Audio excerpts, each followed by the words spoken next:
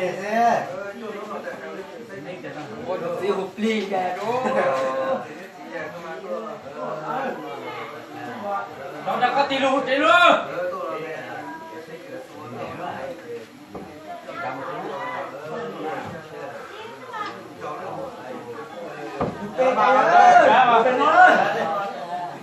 đủ nè bây giờ ra con lúa ho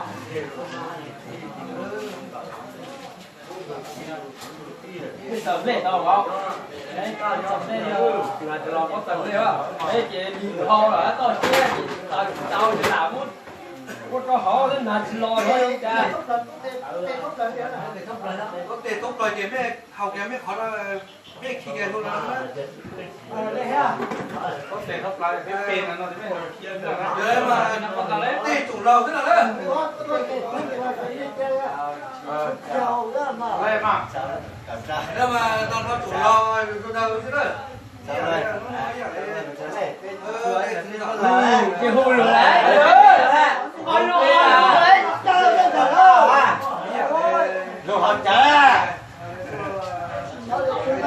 sao con sẽ đẹp cởi ta có mà hè được chứ cởi hè rồi hè ấu xiết đó kiểu mà rồi đấy giờ nó mà cho mấy chủ lâu từ đó mà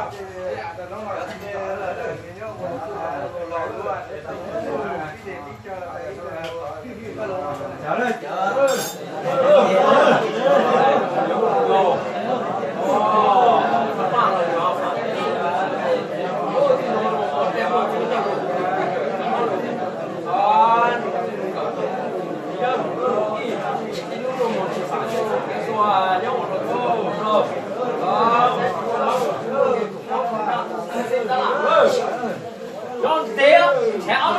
không được tiền này, tất nhiên.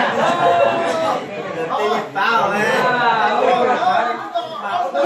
Hầu đấy, hầu. Không mày đó. Không mày rồi.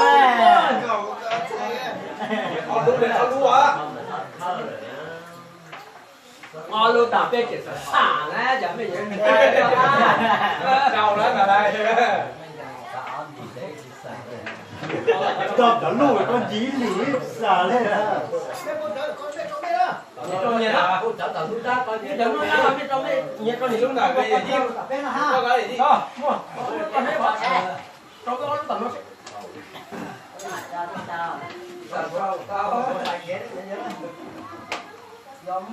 Giống một con chép, của một con chép, tròn tao đi con đấy. Rồi cho con đắp à, con coi này. Lịch cầu hào. Tao đổ cái đó. Con nào?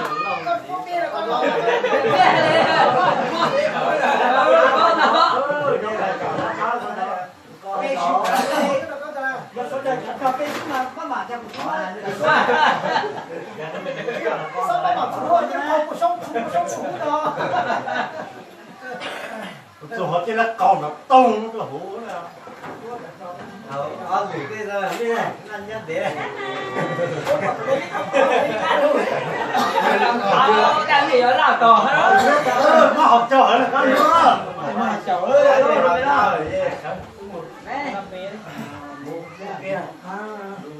Bởi lý là mẹ tôi vậy tôi khi ta đi cả rồi đi. Rất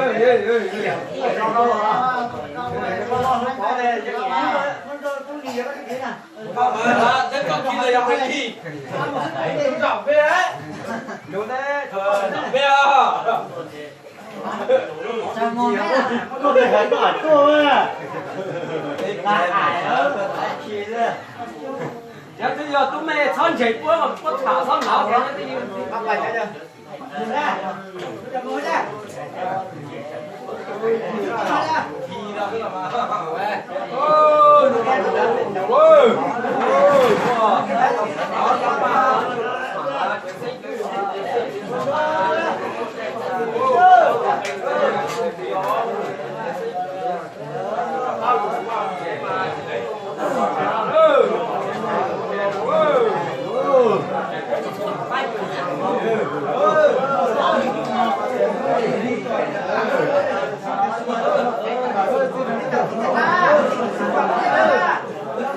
Không, không nào.